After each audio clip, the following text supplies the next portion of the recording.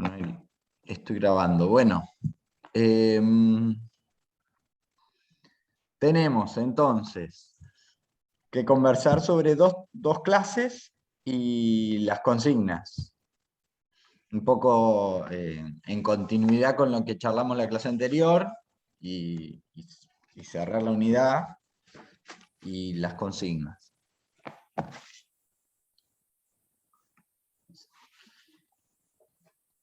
No sé si recuerdan, el tema de la unidad es cultura, ¿no? El concepto de cultura. Habíamos trabajado el encuentro pasado con Le Breton, con Gertz, con la definición de cultura de Gertz, que es una definición semiótica de cultura, es decir, que para Gertz lo fundamental o la entrada para pensar la cultura son los sentidos, el modo en el que las gentes le dan sentido a la vida. Bueno, y entonces la cultura es el marco de significación, el conjunto de códigos a partir de los cuales las personas, los grupos sociales organizan simbólicamente su vida en común.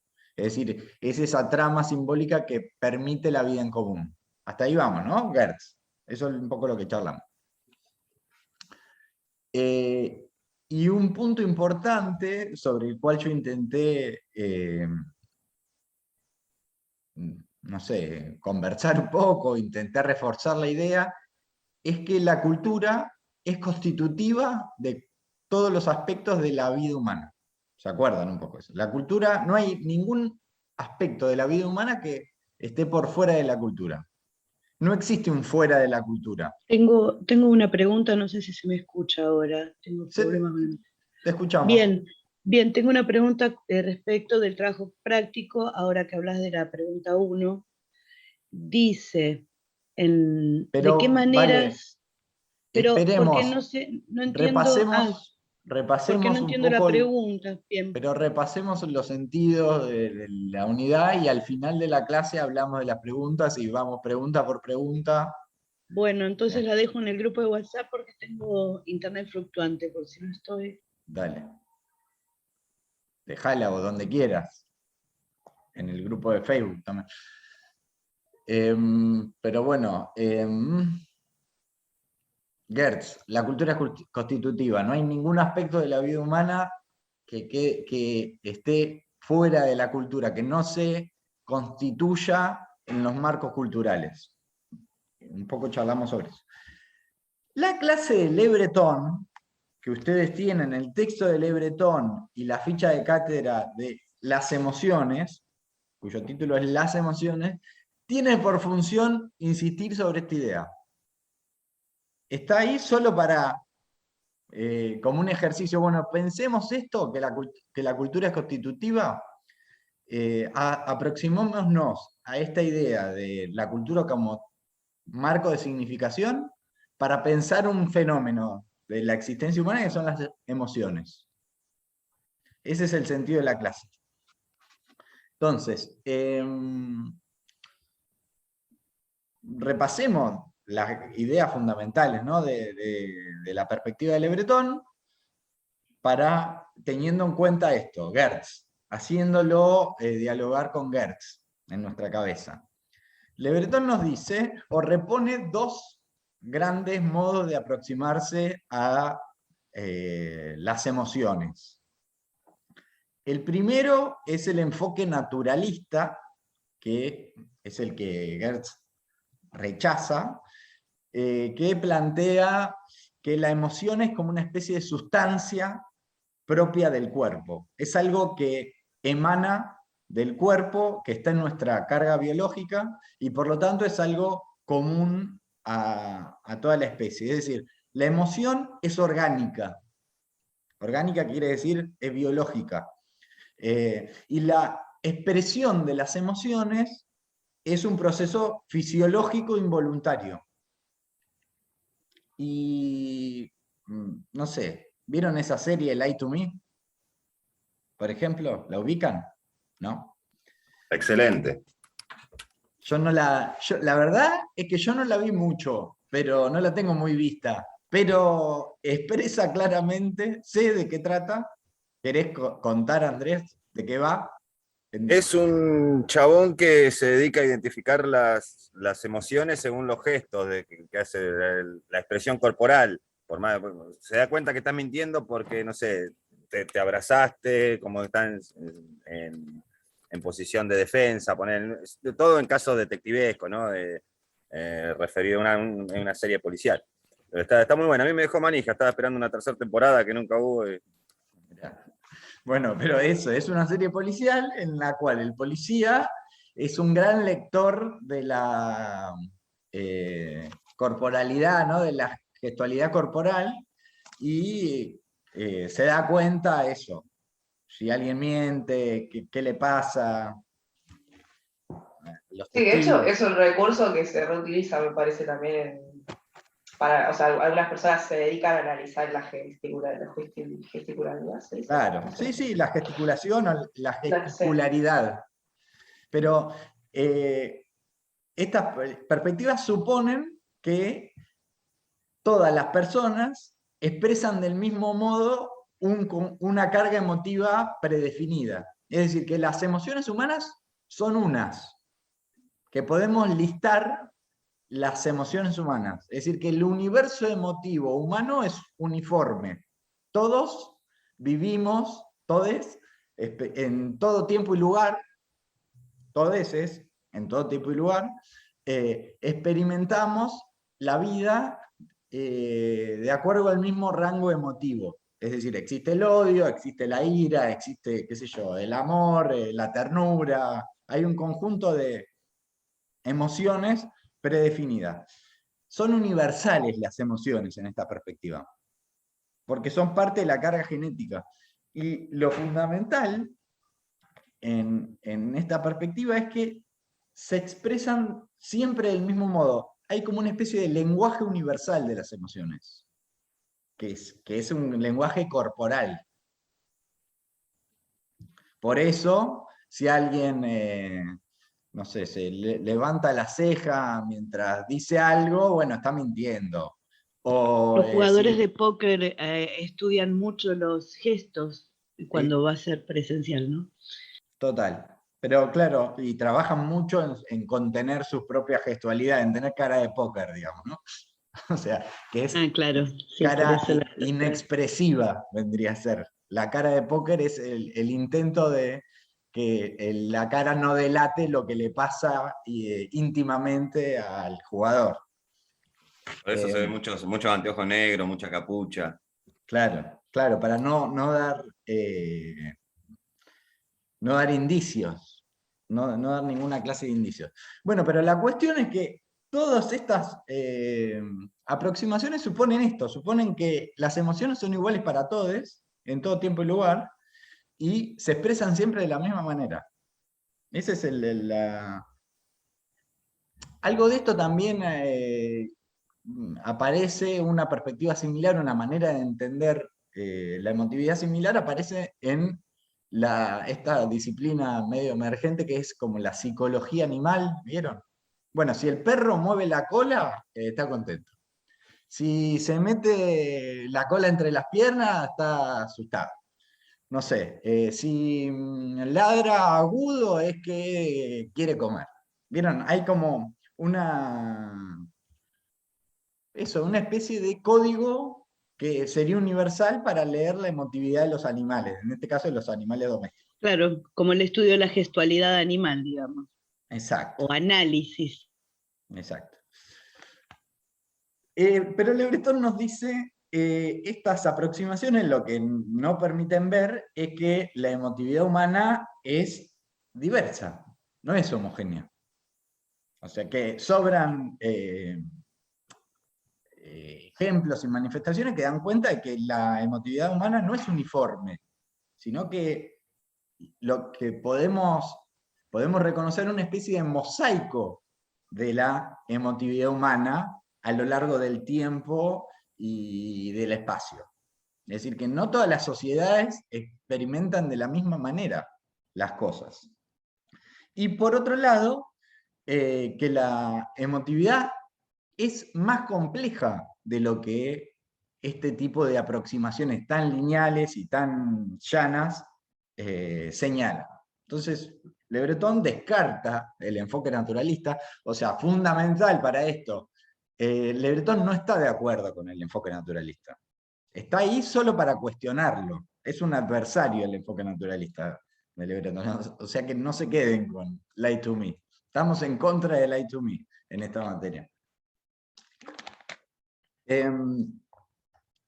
Y Le Breton descarta el enfoque naturalista y propone el enfoque que es el que él defiende, digamos, que el enfoque que piensa la emotividad como una experiencia simbólica. Eso vendría, o sea, el enfoque naturalista por un lado, el enfoque simbólico por el otro. El enfoque simbólico lo que plantea o propone es que pensemos al cuerpo como el soporte de la interacción entre el sujeto y el mundo. Y a la afectividad como una dimensión corporal. Es decir, como la semiología del cuerpo aplicada como si fuera un idioma para cada comunidad, para el código en común, algo así. Más o menos. No. Puede, o sea, no, hay un punto de contacto con esto. Voy a pensarlo mejor. No, pero es desde otro lado, mira. Por ahora no pongamos esta idea de código del lenguaje en un lugar central, sino pensemos en el sujeto y en el modo en el que el sujeto se relaciona con la existencia. ¿Cómo somos y estamos en el mundo? Es lo que nos propone Le Breton. Pensemos eso, pensemos que el sujeto es un ser conectado al entorno que lo rodea. Conectado, entre otras cosas, a través de las emociones. ¿Qué quiere decir esto? El ser humano es un ser afectado. O sea, que tiene afectividad en el sentido de que es emotivamente afectado por su entorno. Eso es lo universal. Que el ser humano es un ser emotivamente afectado. Eso sí es universal, diría Le Breton. Ahora, lo que no es universal es el modo en el cual es concretamente afectado cada uno. O en distintos grupos. Porque no son universales los marcos teóricos, porque no son universales. Claro, exacto. Por ahí puede haber algunos ejemplos de algo que sea universal. Que yo pienso, la sonrisa debe ser un gesto universal y que en todas las culturas, o en la gran mayoría, pero son excepciones. Y ni siquiera, ¿no? Claro, puede ser que ni siquiera. No sabría igual cómo negártelo, ¿eh? Pero hay evidencia sobre esas cosas hay mucha. O sea, la antropología es un reservorio de estas cosas, de que no es así, de que eso que damos por sentado no es así. El texto de Le Breton incluso tiene muchos ejemplos. Está bien el texto porque presenta muchos ejemplos de esto para intentar conmover, ya que estamos con este lenguaje, para intentar conmover esta idea tan arraigada en la mayoría de nosotros, de que hay cosas que son universales. Bueno, no es así. Si entendí mejor, me acordé un ejemplo que diste en la clase pasada, que en algunas sociedades, cuando la mujer menstrua por primera vez, no es un acontecimiento, es algo natural, y sigue, porque nacemos, nos desarrollamos, etcétera. Algo así, entonces con las emociones también. Exacto, algo así con las emociones. Que me acordé de eso, gracias. La alegría y la tristeza no son innatas. Estar feliz, estar triste no es algo innato, no está en el cuerpo. Esa emotividad no está en el cuerpo, sino son formas de la experiencia, digamos, modos de estar siendo en el mundo, forma de la experiencia en ese sentido, de maneras de estar en el mundo, estar triste o estar contento, que cambian con las situaciones sociales. ¿Y de qué dependen, nos dice Le Breton? ¿De qué depende la emotividad? Del modo en el cual el sujeto evalúe esa situación. Depende de la evaluación de la situación, la emotividad. Por eso, todo el mundo sabe que si cambias el modo en el que te tomás una cosa, cambia el modo en el que esa cosa te afecta, ¿no? Todo el mundo lo sabe. Sí. Olvídate de esa pelotuda y bueno, en algún momento la ficha cae y la gente se olvida de la pelotuda. O vamos a terapia y... O van a terapia. Sí, Si estás hacemos mucho preocupado, esto de no ir te a terapia. preocupes. O no se olvida nunca, y el marco de interpretación de la situación define el modo en el que esa situación lo afecta para siempre, ¿no? El trauma karmático. Pero la cuestión es que la evaluación de la situación es lo que, para Le Breton, para una perspectiva simbólica, la evaluación de la situación es lo que define el modo en el que el sujeto experimenta la situación.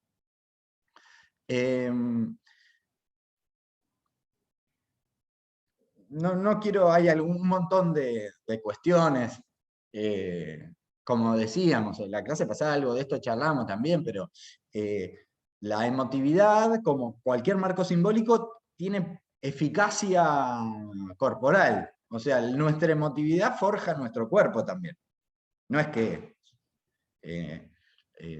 no solo, Le Breton nos dice, no solo la emotividad no emana del cuerpo, sino que también nos produce nuestro cuerpo, nos configura, ¿no?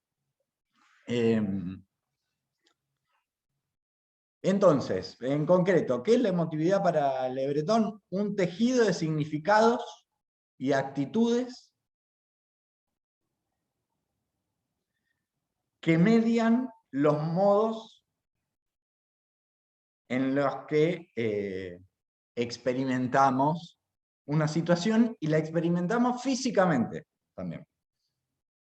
Es decir, la emotividad está configurada en la manera en la que la podemos decir, la podemos hablar de lo que sentimos, pero también en la manera en la que la somatizamos, la experimentamos. ¿Y de qué está hecho entonces ese tejido de la emotividad? De discursos, de gestos, de disposiciones corporales, de onomatopeyas, de un repertorio de recursos simbólicos que nos ofrece la cultura.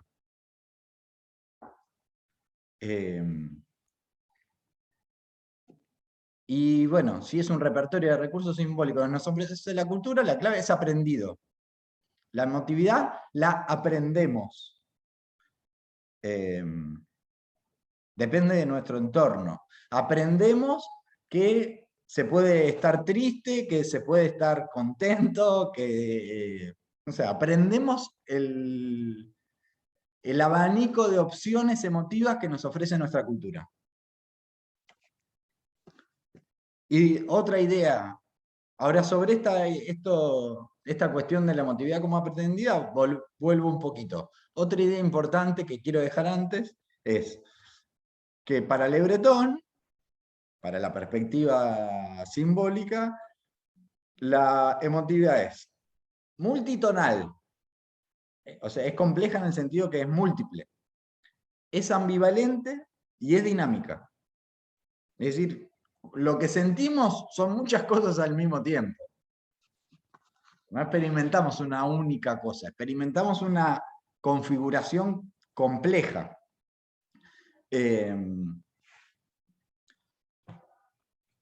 Digamos, piensen, no sé, en cualquier...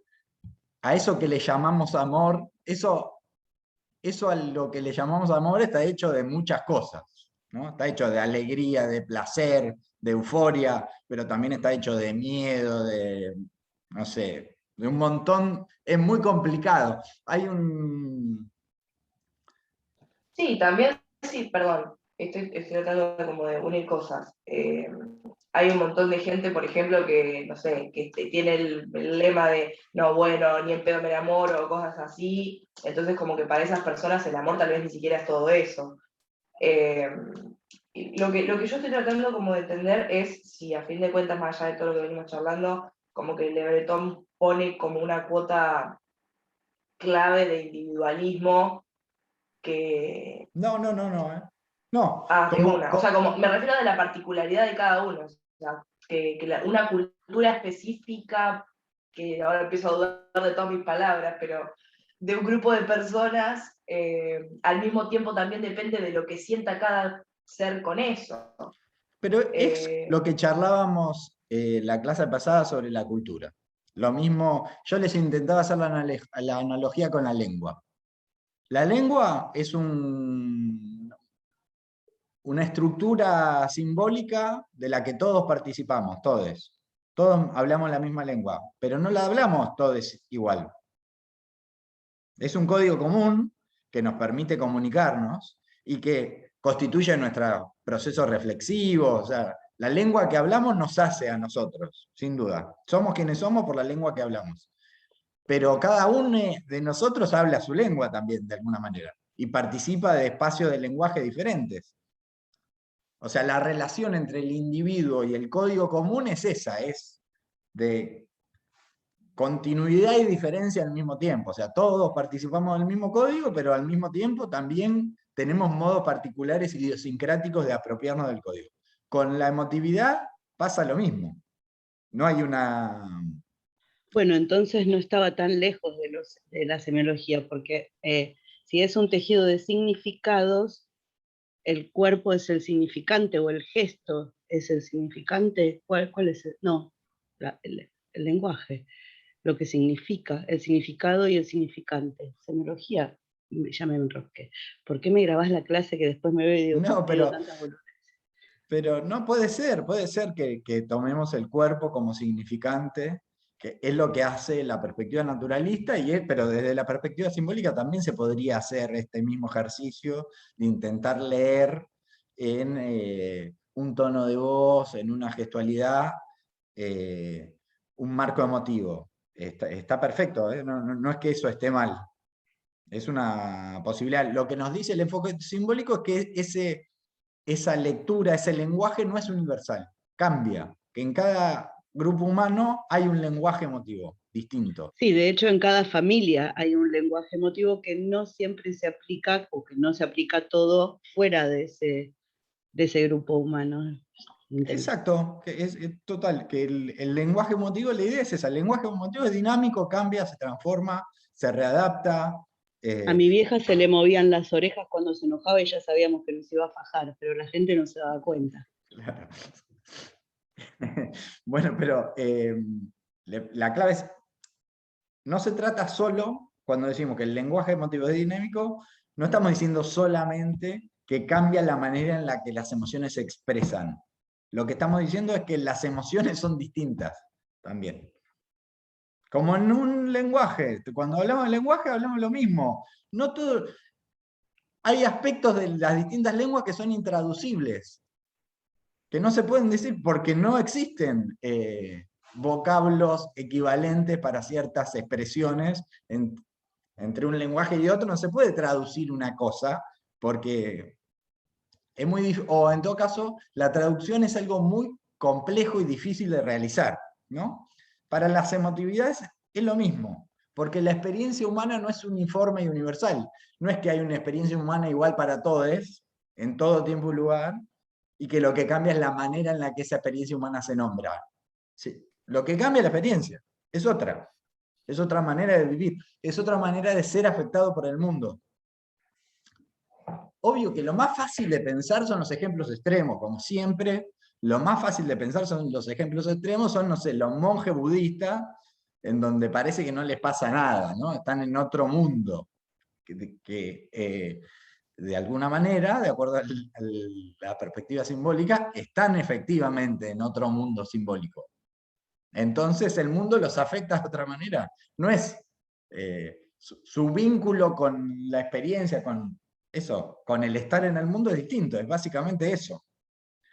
Todas las perspectivas ahora que se pusieron, las espiritualidades New Age, que ahora están tan en boga, lo que intentan es construir eso, es darle herramientas a las personas para que transformen la manera en la que están en el mundo. Bueno, el enfoque simbólico nos dice que eso es efectivamente así. En los diferentes grupos humanos la gente experimenta la vida de manera diversa. En el caso, Fede, en el caso de los monjes, pienso, ¿no hay también como una intención de por ahí, de negar las emociones? Digo, no solo, o por ahí negar las emociones es la forma en la que ellos se ubican de otra manera en el mundo. Digo, porque yo no jugaría al póker con un monje budista, por ejemplo. Sí, sí, sí.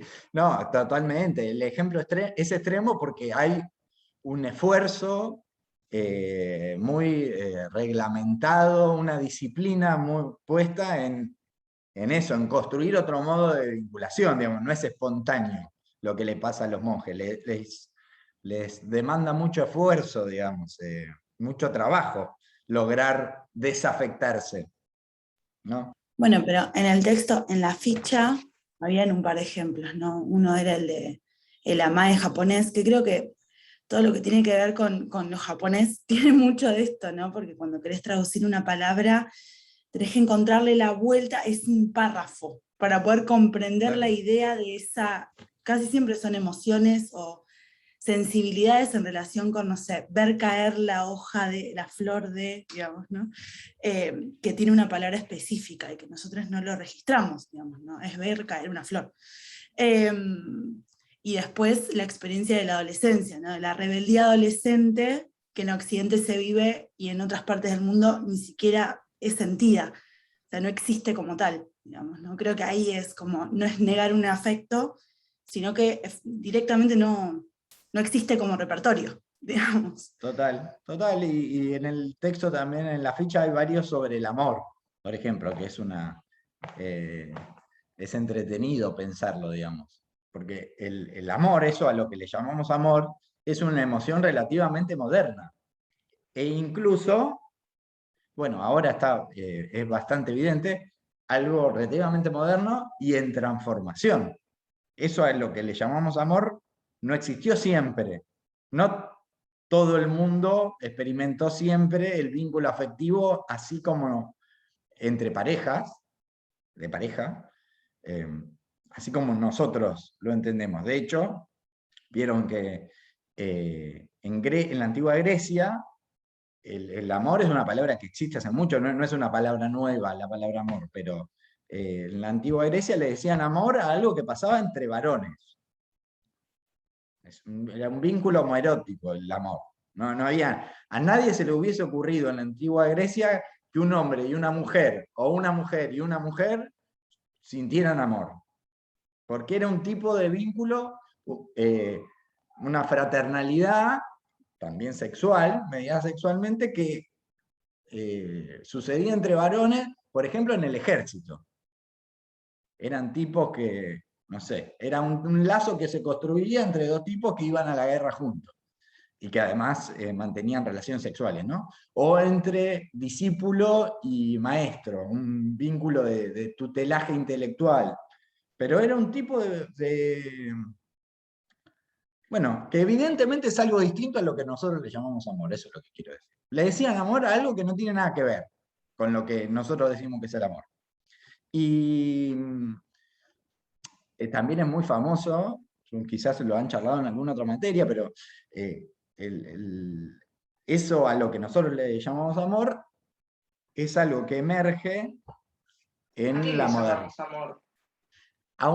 Bueno, el sentido más tradicional del amor es un vínculo afectivo entre un hombre y una mujer, dos personas que se sienten atraídos mutuamente y deciden conformar una vida juntos porque sienten que se realizan, su realización personal está en el vínculo con el otro. Se completan, ¿no? Es la metáfora, son como la media naranja, es la idea de que son dos mitades, ¿no? Que se necesitan unirse para terminar de realizarse. Esa es la idea, la convención moderna del amor, ¿no?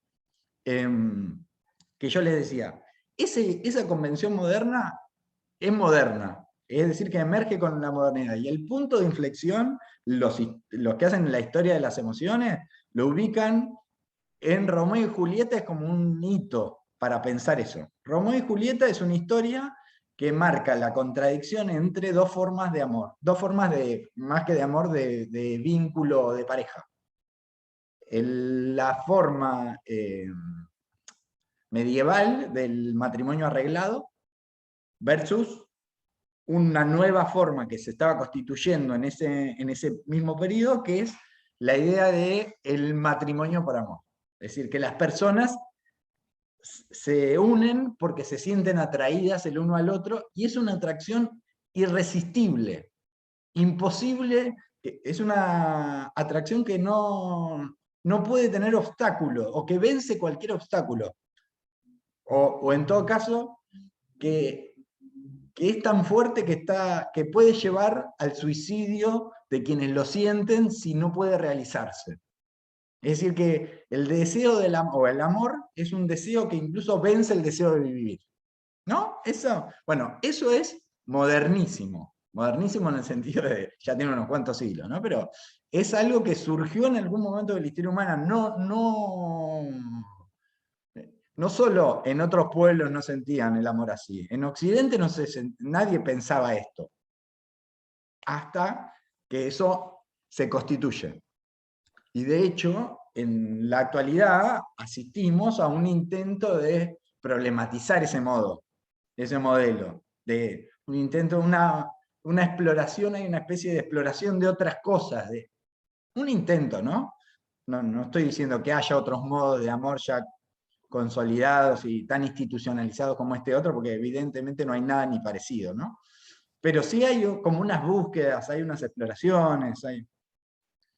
E incluso cuánto nos llega a alcanzar lo discursivo, digamos, ¿no? Porque pensando como el intento de construcción o de repensar o de problematizar esta idea de amor es también lo que se siente. Entonces, cuánto del discurso se puede saber muy bien, digamos, que no está bueno amar de determinadas maneras, pero igualmente sentirlo, digamos, ¿no? Entonces hay algo del afecto que va más allá incluso de lo discursivo.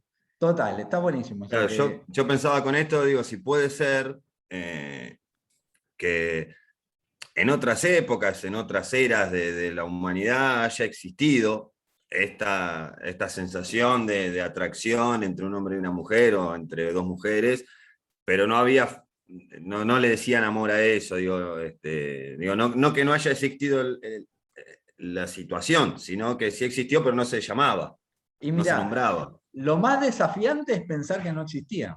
Es animarse a pensar... De hecho, la ley de matrimonio igualitario es muy nueva todavía, o sea, y hasta ese entonces no cabía en la cabeza, por lo menos del inconsciente colectivo social, que lo que podía llegar a ver era amor, al contrario, era una patología, una perversión, muy lejos del concepto de amor. Pero me parece que lo desafiante es animarse a pensar que eso que nos pasa a nosotros y que sentimos tan intempestivo, tan incontrolable, es convencional, es una convención. Y que hay otras, y que en otras sociedades las cosas se viven de otro modo. Eso es lo verdaderamente desafiante, digamos. El verdadero desafío intelectual que propone la antropología es es animarse a pensar que la experiencia humana es más grande, es más amplia que la que nosotros conocemos. Es hacer más ancho el mundo. Ese es como el objetivo de la También antropología. dentro de la sociedad en la que vivimos, las culturas que compartimos, existen otros modos que, como están vedados, todavía no los conocemos.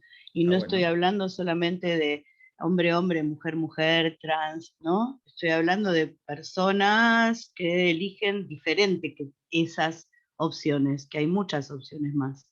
Total. Que como no están en la convención, no están dichas Está ni bueno, vistas. sí, sí. 100%, está bueno. bueno. Me parece que es como muy reciente y debemos estar todos bastante como consternados al respecto, pero para poder comprender incluso lo que sucedía el domingo, parece que es un ejercicio necesario, como no reducirlo a una sola explicación, ¿no? Se hace porque se está derechizando la sociedad, o se hace por enojo hacia el gobierno, como si fueran las únicas dos opciones, cuando pueden estar pasando un montón de otras cosas, incluso más allá de lo racional, digamos, ¿no? Porque me parece que es ese esfuerzo necesario para poder intervenir en algo, porque si no lo estás leyendo desde tu propio tamiz. Está bueno. Total, y aprovecho que Victoria dice esto para retomar algo que había dicho antes, porque me parece importante destacar también otro de los puntos de Le Breton, es que Le Breton nos dice, la emoción depende del modo en el que el sujeto evalúa la situación, es decir, la emoción implica un proceso cognitivo que se controla conscientemente, ¿no? Necesariamente. Pero ese proceso cognitivo no se controla totalmente de manera consciente. No es plenamente controlado por el sujeto. Por eso, por más que quiera cambiar el modo en el que experimentás una situación, no es tan fácil. No depende solo del deseo, de la voluntad. No está bajo control del sujeto. O sea, es constitutivo del sujeto, significa que es constitutivo incluso en un plano que está más allá del control del sujeto. El sujeto puede intentar transformar, puede intentar reconstruir, deconstruir, hacer praxis, pero está más allá de su control. Por eso vamos a terapia.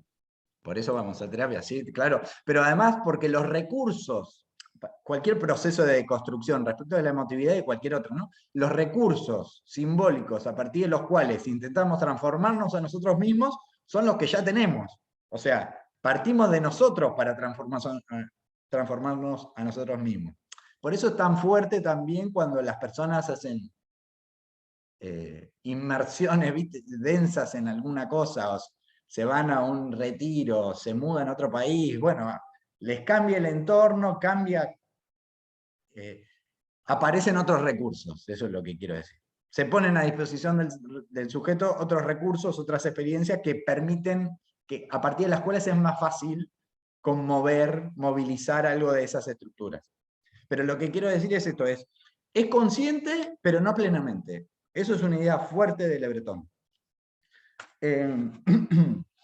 Voy a desgrabar esta clase y la voy a copiar y pegar como mensaje automático para cuando te digan si estás preocupado, no te preocupes, o che, estoy triste, bueno, no estés triste, genial, genial, gracias por la ayuda. No, bueno, pero es interesante la antropología, me parece que siempre para tomar distancia, ¿no? Para intentar tomar distancia. A ver si me falta algo. Bueno, como estábamos, la afectividad depende de la interpretación de la situación, aunque esa interpretación no es plenamente consciente. Es decir, la afectividad es el resultado de la interpretación que el sujeto hace de la situación, es el significado que se le da al evento, lo que marca la emoción, es decir, que si lo pensás de otra manera, te afecta de otro modo, ¿no? Y podríamos cerrar con esta idea de que la afectividad circula en las relaciones sociales. El conocimiento afectivo, el modo en el que aprendemos la afectividad, es estando en el mundo, es participando de situaciones sociales. Es decir, las situaciones sociales más o menos convencionalizadas, contienen información afectiva preestablecida, o sea, contienen disposiciones afectivas, sería la manera sociológica de decirlo. Modos de vivir las cosas, aprendemos a cómo hay que vivir las cosas a través de diferentes situaciones sociales. Están preestablecidas. Rituales, bueno, rituales de todo tipo, ¿no? El chiste fácil es que hay emociones que están ahí esperando en el ritual por nosotros. Del tipo, la gente en las entregas de diplomas, de título de la facultad cuando se hacían presenciales, va la familia, qué sé yo, y van les graduados de las carreras, agarran el diploma y lloran, y qué sé yo, y están emocionadas. Y bueno, es que la emoción está en el diploma esperando por ellos, a que lo tomen. O sea, ese llanto que es hiper genuino, que es re de verdad, o sea, que es 100% de verdad, es una convención. O sea, lo que quiero decir... El llanto de Messi el otro día después del partido con Bolivia.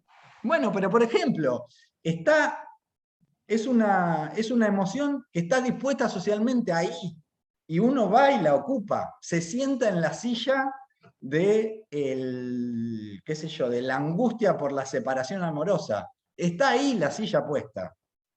No es algo que inventaron los sujetos, sino que uno va y la ocupa, simplemente. Y así como muchísimas otras, digamos.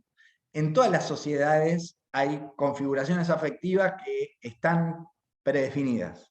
Y los sujetos vamos y las aprendemos. Y aprendemos la tristeza a través de cierta educación sentimental que nos enseña la tristeza. Y aprendemos la alegría y aprendemos, bueno, mucha, no sé, la nostalgia. Y por supuesto es fácil pensar en el arte como un modo de educación sentimental obvio para nuestra sociedad, pero también hay muchos otros. El deporte, obviamente las instituciones están llenas de rituales que marcan cómo hay que vivir las cosas. Y es interesante también que ese proceso de educación sentimental es muy importante en la capacidad del sujeto de ser funcional socialmente.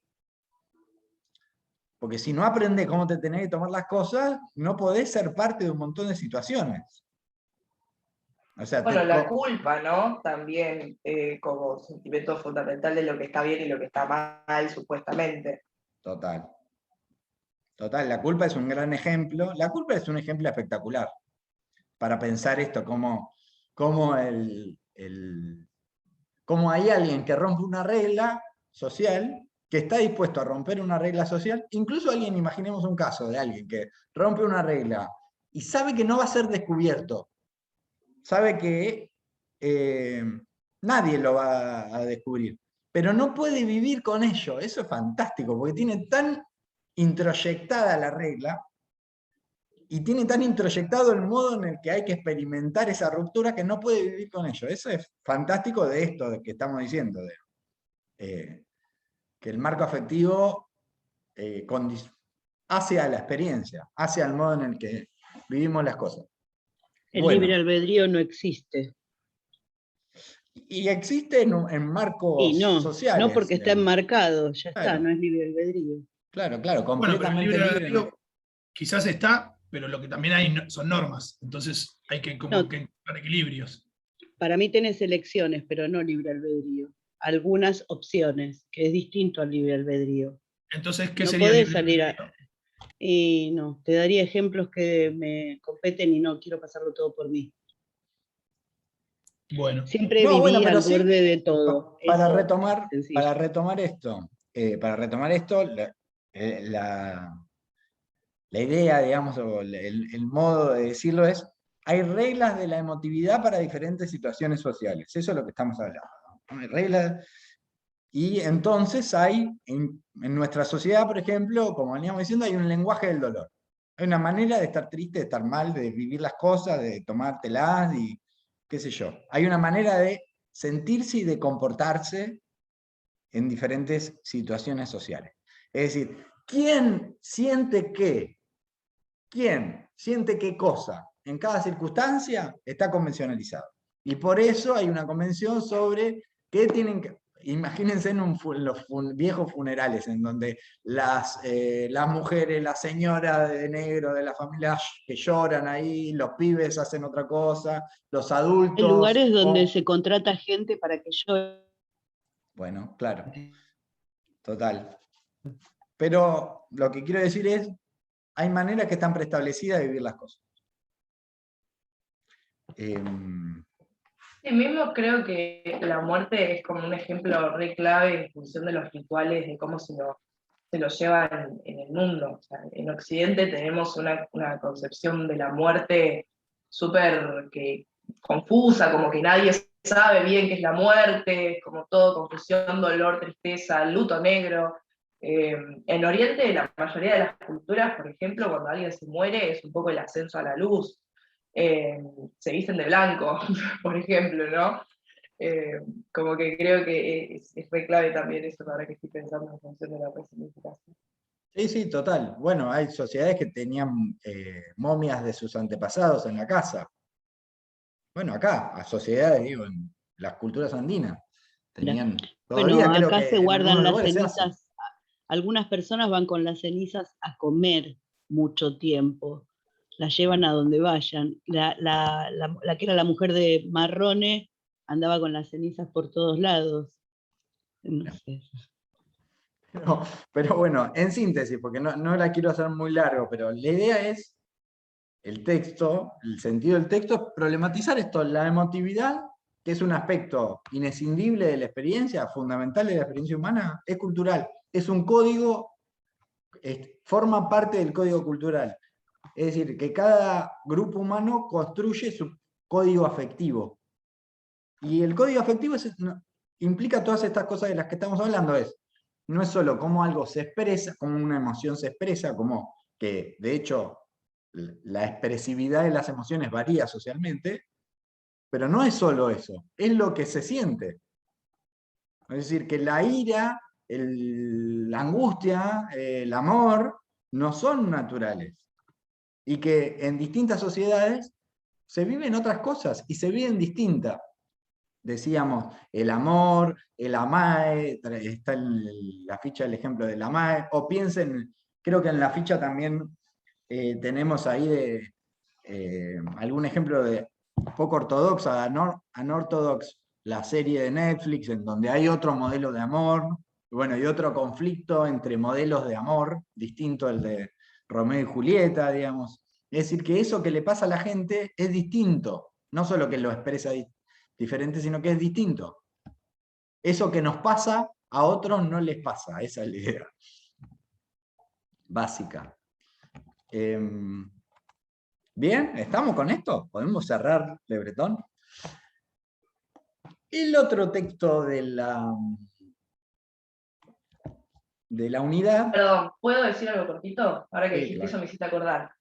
Les voy a recomendar una serie que tiene mucho que ver con, hay una parte implícita que tiene mucho que ver con esto, que se llama Why Woman Kill, que es por qué matan a las mujeres, es relativamente nueva, es de HBO, no les voy a spoilear nada, pero incluye sentimientos acerca del asesinato, la muerte, y te muestran en paralelo dos personas que matan, y cómo los dos los mueven lo mismo, pero desde el punto de vista totalmente diferente.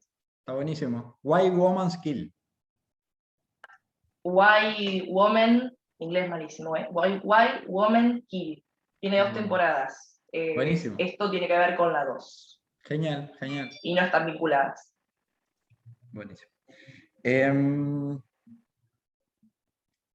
Esto. Entonces, la otra clase que tenemos de la unidad es un poco para complicar un poco más las cosas. O sea, la idea de la clase de Grimson es como sumarle una dimensión más a todo esto, que es el poder.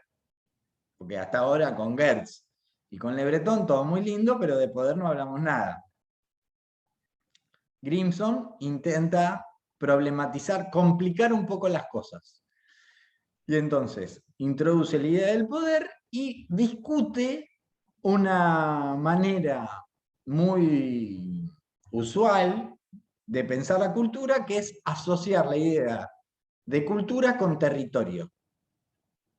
Entonces Grimson nos dice, hay una forma muy usual de correlacionar conceptos, que es la idea de que a determinado grupo humano, que podríamos decir determinada sociedad, que habita determinado territorio, le corresponde determinada cultura. Entonces, el mundo sería como el mapa, como un mapa, que tiene límites, y bueno, de acá hasta acá, tal grupo, tal cultura. De acá hasta acá, tal otro grupo, tal otra cultura. Grimson nos dice, es muy linda la metáfora, pero no es así el mundo. Grimson nos dice, además, otra idea muy importante, Grimson dice, esta idea, esta forma de pensar la cultura como encerradita en territorios, es lo que Grimson llama el archipiélago de culturas, la idea de que el mundo es un archipiélago de culturas. ¿Por qué un archipiélago? ¿Vieron lo que es un archipiélago? Un montón de islitas.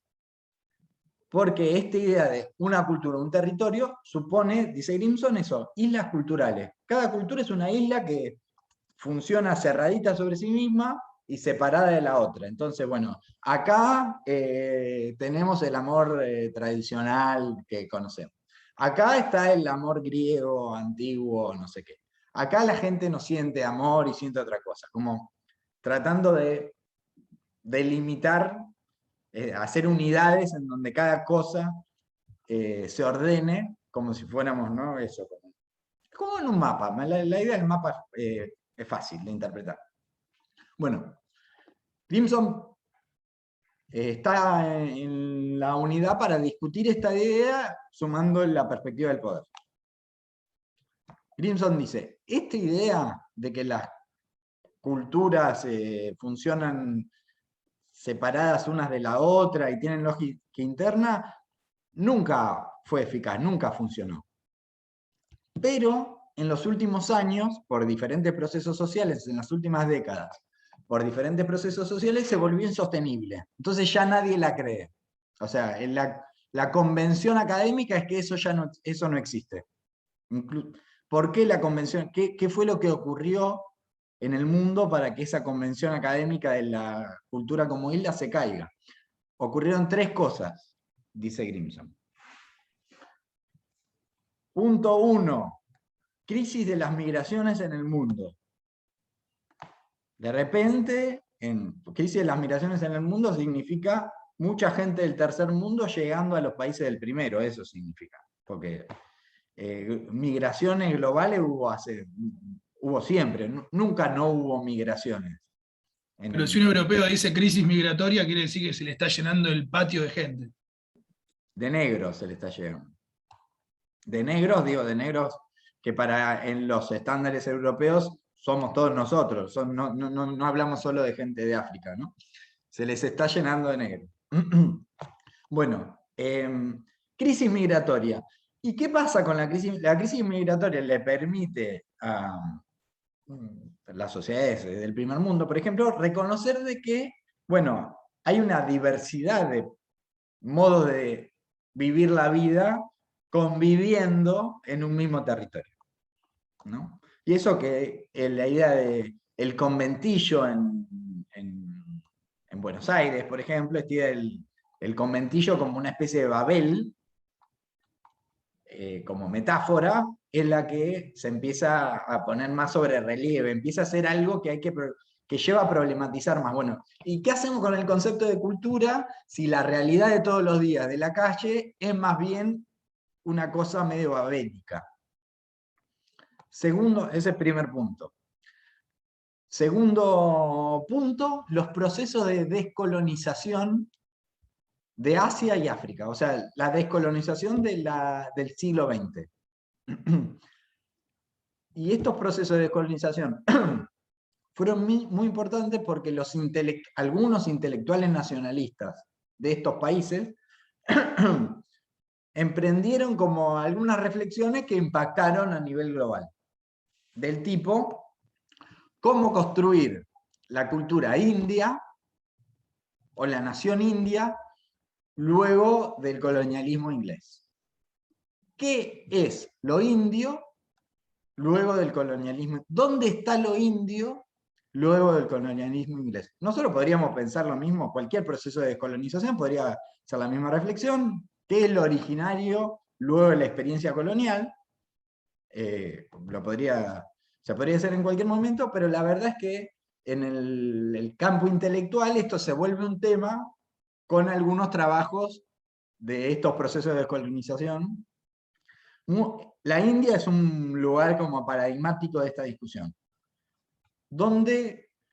porque la India tiene sus historiadores revisionistas y dicen, bueno, eso que llaman, por ejemplo, las clases campesinas indias, el modo en el que aparecen las clases campesinas indias en la historiografía oficial es un invento, ¿no? Bueno, y muestran un poco cómo eso es un invento. Bueno, ¿y dónde está lo originario indio a partir de lo cual construir nuestra identidad nacional? Bueno, es un debate. ¿Hay algo originario de la India fuera de la experiencia colonial? Bueno, evidentemente no. No hay nada ni remotamente originario. No hay una sola cosa que no esté atravesada por la experiencia colonial. Entonces, lo propio es híbrido, dicen los postcolonialistas. Lo nuestro está atravesado por la dominación de ellos. No hay algo... Y lo que plantean estos nacionalistas o estos intelectuales es que no es posible estirpar la experiencia colonial y dejar impoluta la estructura originaria. No podemos, porque cuando queremos estirpar, lo que arrancamos es un pedazo de nosotros, no hay algo que pueda ser escindible. ¿Se entiende? O sea, de lo que se trata es de construir una nueva cultura nacional. Perdón, es que casi un acto colonial, o sea, o la actitud colonialista de las potencias históricamente, no deja chance a que vos puedas desprenderte de eso. Porque si llego y elimino a la tercera parte de tu población, por ejemplo, o me llevo todos tus recursos naturales, o, no sé, a donde tenías un fogón te pongo una cruz gigante, No, las claro, experiencias creencias. coloniales no fueron suaves, jamás. No, Por Las por creencias supuesto. mismas, digo, acá en Latinoamérica no existiría el cristianismo, ponelo, todas las religiones que trajeron de Europa. Si bien 100%. creo que Bueno, en relación entonces a lo que hablas de entramos... territorio, ¿cómo Perdón. vale? Perdón. No, te escucho, me gusta escuchar. Una consulta en relación a esto que decís de territorio, ligado a Grimson, que es interesante y yo comparto. ¿No nos ubica también fuera del territorio decir que lo originario se acabó post-colonialismo? Quiero No, decir, porque... Paren, porque no terminamos con esa idea, no terminamos con esa idea. Lo que Pero, estamos... perdón, entonces estamos entrando, yo estaba pensando en Foucault, cuando habla también de soberanía, propiedad, apropiación, disciplina, vigilancia, jurisdicción, ¿no? Todo que surge de las relaciones de poder o la posesión por parte de quienes estaban y quienes llegan. Sí. Pensaba en Foucault, fundamentalmente en todo el tiempo que estabas hablando vos. Sí, pero ¿por qué pensabas en Foucault? Por el tema de esto, de la vigilar y castigar. Me pensé y empecé a dar palabras, ¿no? Como Claro. soberanía, apropiación, Pero territorio. lo que plantean los postcolonialistas, lo que plantean es, no hay nada de nosotros que no esté atravesado por la experiencia colonial, lo que significa en América Latina, por ejemplo, lo que significa es que incluso que la colonia desorganizó y reorganizó, no solo voluntariamente, que obligó a los pueblos originarios a reorganizarse, incluso. Es decir, que aquello que, por ejemplo, rituales, cosmovisiones que perduraron, incluso a pesar de la persecución colonial, perduraron clandestinamente, perduraron resistiendo, si quieren. Esas cosmovisiones, rituales, se tuvieron que reorganizar en base a la nueva situación que tuvieron que experimentar. Incluso los pueblos originarios nuestros son fruto de la colonia, porque son reorganizaciones territoriales, reorganizaciones políticas a lo largo de los siglos que tienen que darse para enfrentarse al invasor español, por ejemplo. Es decir, los estados, entre comillas, ¿no? Los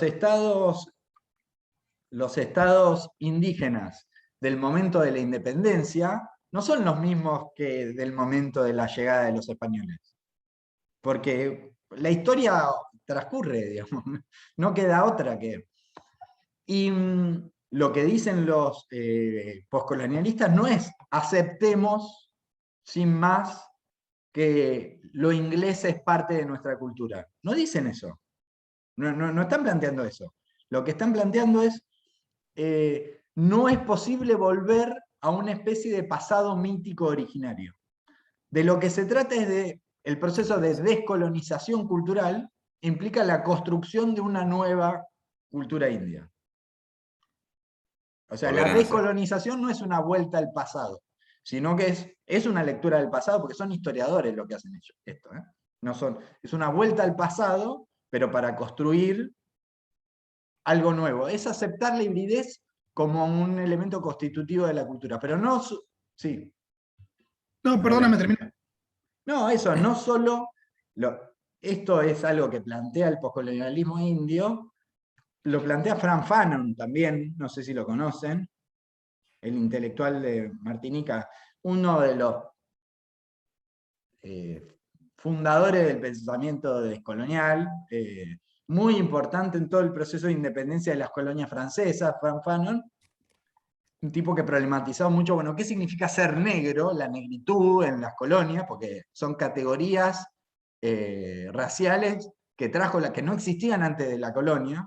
Entonces, la identidad negra es una identidad construida a partir de una etiqueta colonial. Bueno, ¿qué hace? Pero que le da los sujetos que lucharon contra el colonialismo, le dieron mucho sentido a esa categoría. O sea, fue una categoría de lucha contra la colonia. Lo que quiero decir es, no es posible volver a pasados míticos originarios, porque todas las culturas son híbridas. O sea, la síntesis de la que plantea el poscolonialismo es que no existe la no hibridez cultural, solo existe la hibridez cultural. Todas las culturas están atravesadas por procesos de hibridación, o sea, surgen de procesos de hibridación. A mí la idea de volver al pasado como actitudes colonialistas, entiendo que se contraponga un poco o no tenga mucho sustento, pero en vez de hablar de pasado, podemos hablar de origen, de raíces, ¿no? Entonces, es lo mismo, va más por...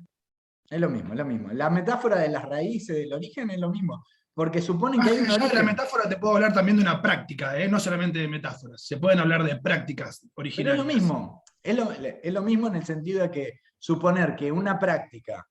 la Facu tiene una chacana, no sé si ustedes... ¿No fueron nunca a la Facu ustedes? Sí. Fueron al edificio, quiero decir.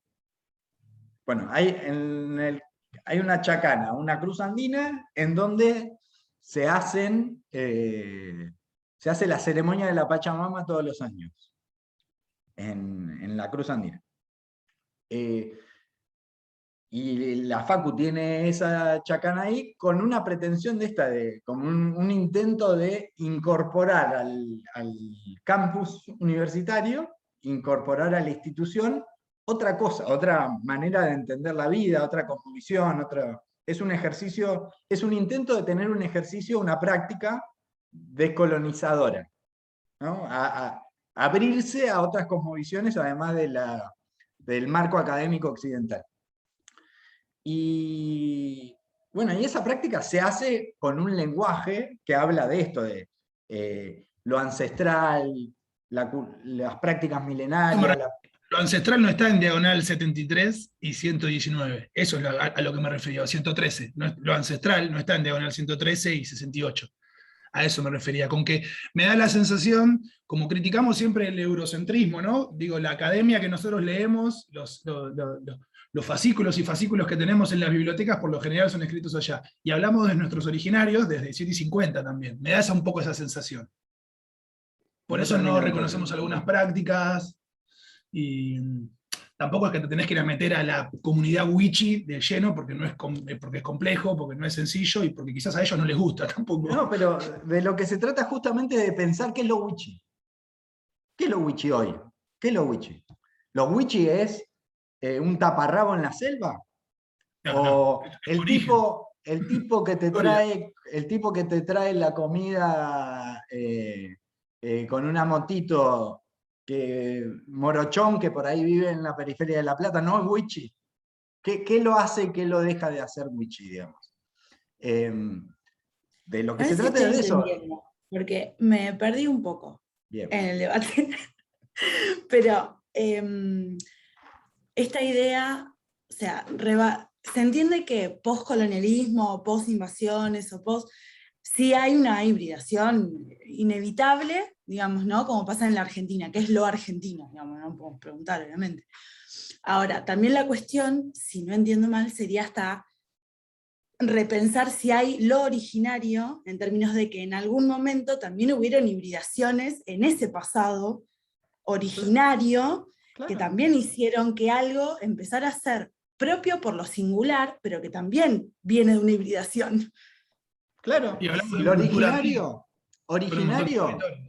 originario significa pueblos que estaban antes de la constitución del Estado, no que estaban antes de la historia, que estaban antes de que el Estado argentino, pero antes del Estado argentino hubo historia, y nunca no hubo historia.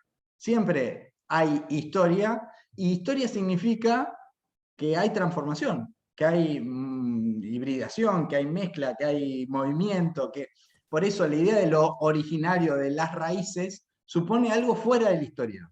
Es una metáfora política, eso es lo que quiero decir. No es una metáfora descriptiva de un proceso histórico, es una metáfora política. Tiene un sentido estratégico político. Pueblos originarios significan pueblos que estaban acá antes de que se conforme el Estado, y que por lo tanto el Estado tiene que reconocerle ciertas cosas. Porque el Estado ocupó territorios en donde vivían, ¿no? Etcétera. Pero eso, e incluso el Estado tiene que reconocerles que tienen otras cosmovisiones que son igual de legítimas que las que defiende el Estado. Y tiene que aceptar sus lenguas, y tiene que incorporar prácticas y rituales en su gramática escolar. Eso significa originario. Pero eso no significa que esas prácticas, que esas cosmovisiones hayan sido siempre iguales. No hayan estado permeadas por la relación con los blancos. No hayan sido forjadas en una relación desigual y asimétrica con la colonia y con el Estado republicano después. Eso es lo que dice el postcolonialismo, digamos. Los procesos de descolonización de Asia y África enseñan que las culturas son híbridas y están atravesadas por la historia. Que no hay nada ni remotamente parecido a un modo de vida, a lo nuestro cuando se dice de manera folclórica. Lo nuestro como algo conformado y cerrado y siempre igual. Es decir, que el folclore es una convencionalización extrema de una práctica. Básicamente. Eso es segundo punto. Tercer punto.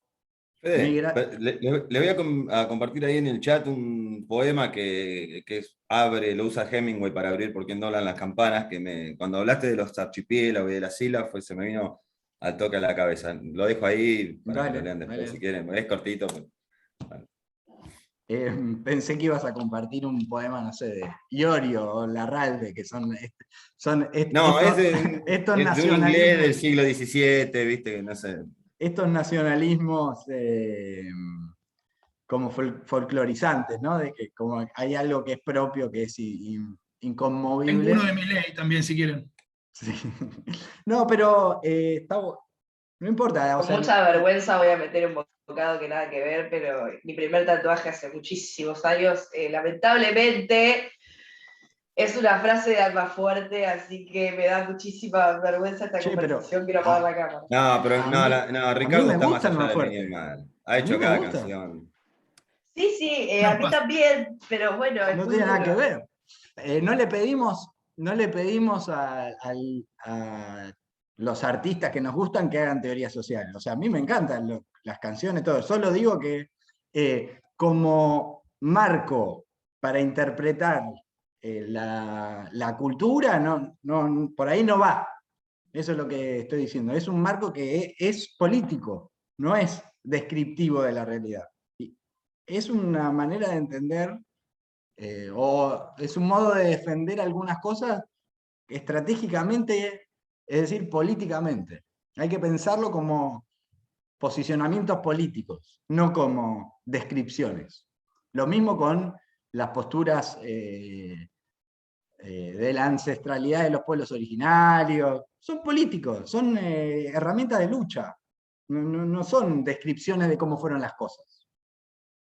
Para pensar cómo fueron las cosas hay que pensar las interacciones, las transformaciones, las migraciones, las conquistas, las relaciones de poder. Bueno, último punto del mundo contemporáneo, que hace absolutamente imposible cualquier fantasía de permanencia inmodificada de una cultura, el desarrollo de las tecnologías de la comunicación.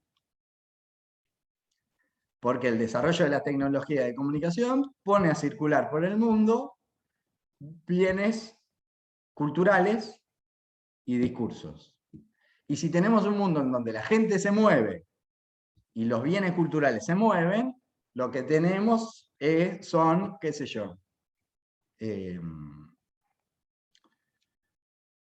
turcos sosteniendo su religión en Alemania en contacto con,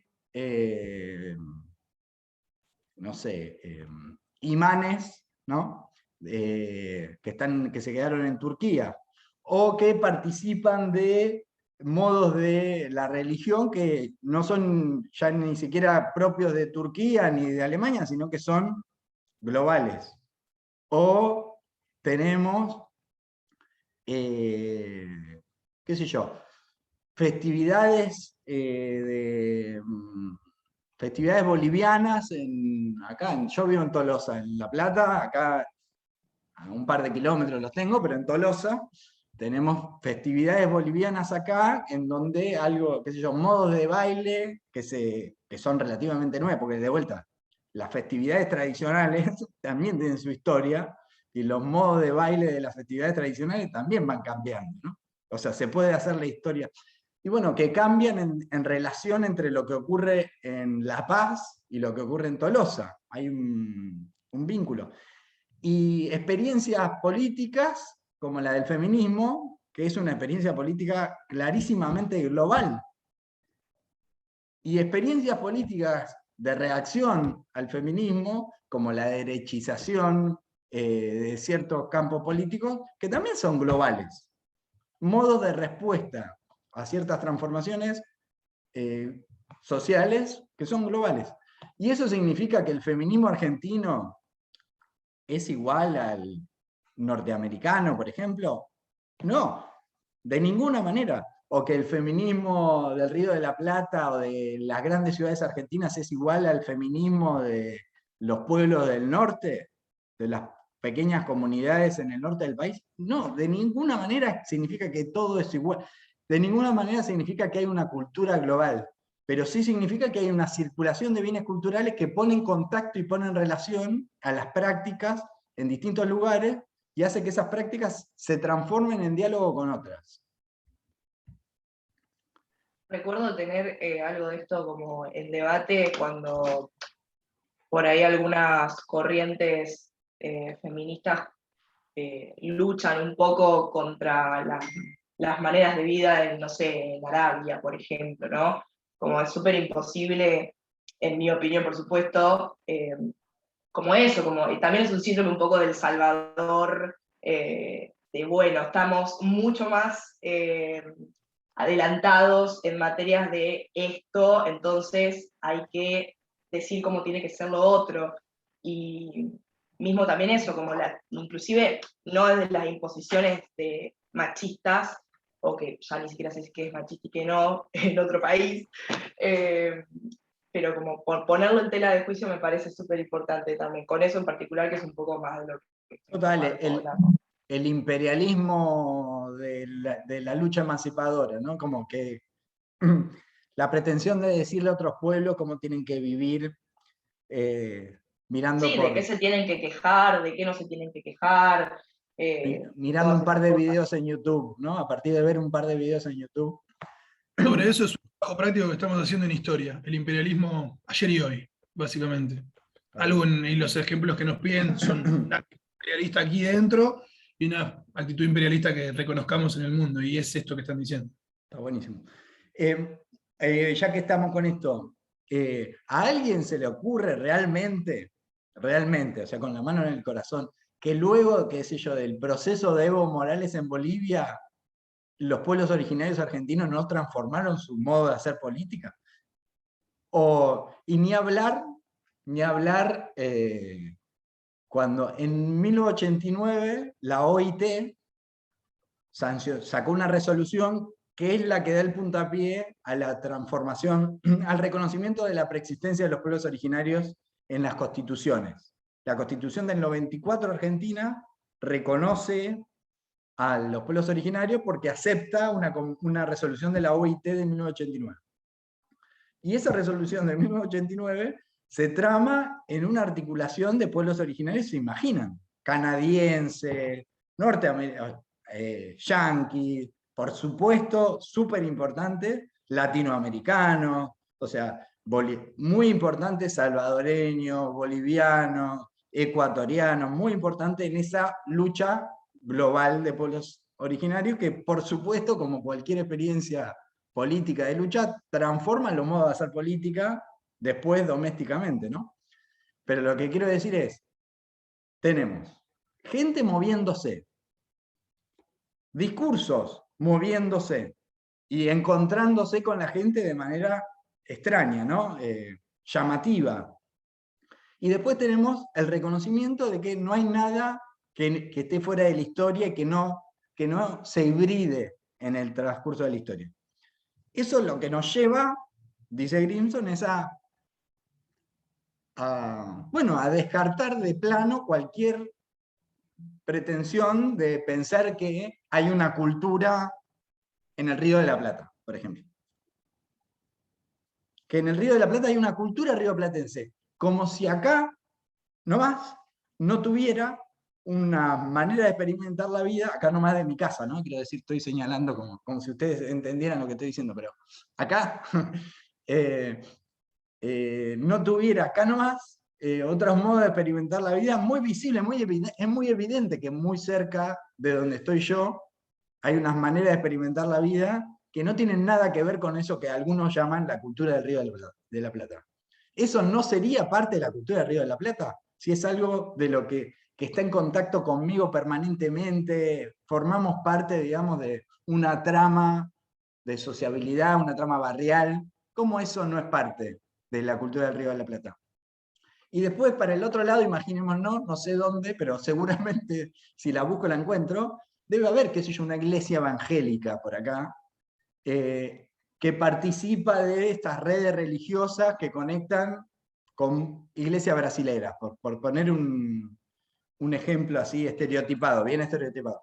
Pero, y que es distinto de la festividad boliviana, y es distinto también de esa cosmovisión del Río de la Plata. Esa iglesia evangélica no forma parte de la cultura del Río de la Plata, no entra en nuestra definición de cultura del Río de la Plata. Y es que yo ahí creo que se juega esto de la dimensión del poder y de la hegemonía. Digamos, claro. ¿no? Que supongo que va por ahí. Grimson lo que nos plantea, ahora vamos con lo del poder. Grimson lo que nos plantea es que la idea esta del archipiélago cultural, de que a cada lugar hay una cultura cerrada sobre sí misma, es tan ridícula que no nos permite ver que, no sé, que hay gente que vive en Puerto Madero, que está más conectada en su vida diaria y en su manera de entender la vida con otra gente que está en Miami, que con alguien que está en el asentamiento Rodrigo Bueno, que está a 1 kilómetro de donde vive, que por ahí la del asentamiento Rodrigo Bueno está más conectada con alguien que vive en Perú o en Bolivia, que con alguien que está a 500 metros de ahí. Y, digamos, lo que quiero decir es que los marcos a partir de los cuales las personas le dan sentido al mundo no se corresponden con el territorio. No tan linealmente. No tan linealmente. Ahí me gusta más, porque quiero ponerte un poco en tensión lo que decís. Me da la sensación de que es como casi absolutista. Digo, es cierto que hay compañeros del Perú y compañeras del Perú y de Bolivia que no tienen nada que ver con el Río de la Plata como región, como territorio de estos kilómetros que sabemos que son. Pero acá hay algo. casi que estás licuando las identidades, me da la sensación como No, que... bueno, está bueno eso, está bien eso que decís, porque ahí hay una distinción que hacer, pero antes voy en dos partes. La primera es este malestar de Joaco que está bien, porque claro, Grimson también nos dice, bueno, pero de repente es todo Babel, de repente no hay ningún marco de significación común. ¿Cómo no estamos matándonos entre todos? ¿Cómo es posible la vida en común si... Se sacó la campera, se sacó la campera. Sí. ¡Viva Perón! ¿Cómo no? Pero es eso, ¿cómo es posible que haya vida en común si está todo tan licuado? No, claro, es que lo que dice Grimson es que sí, efectivamente, también se construyen marcos de significación de otra escala, en una escala local, para situar. O sea, Grimson sí diría, bueno, está bien, no hay nada parecido a esa idea de la cultura del Río de la Plata, pero en el Río de la Plata sí hay algo. Y hay algo, lo que pasa es que ese algo que hay en el Río de la Plata no se parece a la definición folclórica. No es Iorio lo que pasa en el Río de la Plata. No es lo que cuenta el tango lo que pasa en el Río de la Plata. En el Río de la Plata lo No que es hay... Jaime Ross tampoco. No, pero lo que hay es un modo de ordenar la heterogeneidad. Es un modo de organizar todo eso diverso que hay. Eso diverso que hay está organizado de determinado modo que permite cierto grado de código común. Eso es lo que plantea Grimson. Grimson le llama a eso más o menos común que hay configuración cultural. Lo que hay son configuraciones culturales. Grimson dice, le podríamos decir cultura a esto, pero para poder distinguirlo del concepto viejo, digámosle configuración cultural. Hay configuraciones culturales. Y el concepto de configuración cultural tiene la ventaja de que nos permite pensar en escalas distintas. Entonces nosotros podemos decir, hay una configuración cultural del Río de la Plata.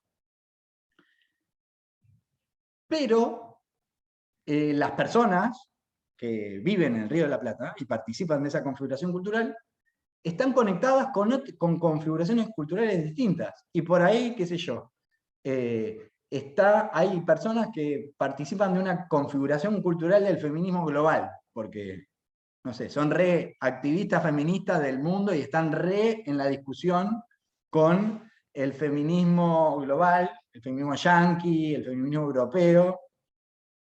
Y ese feminismo, esa red feminista más global, también es una configuración cultural en la cual se organiza de determinado modo la diversidad interna de ese feminismo global, que tiene su pata argentina o pata rioplatense, y tiene otras patas, pero se organiza.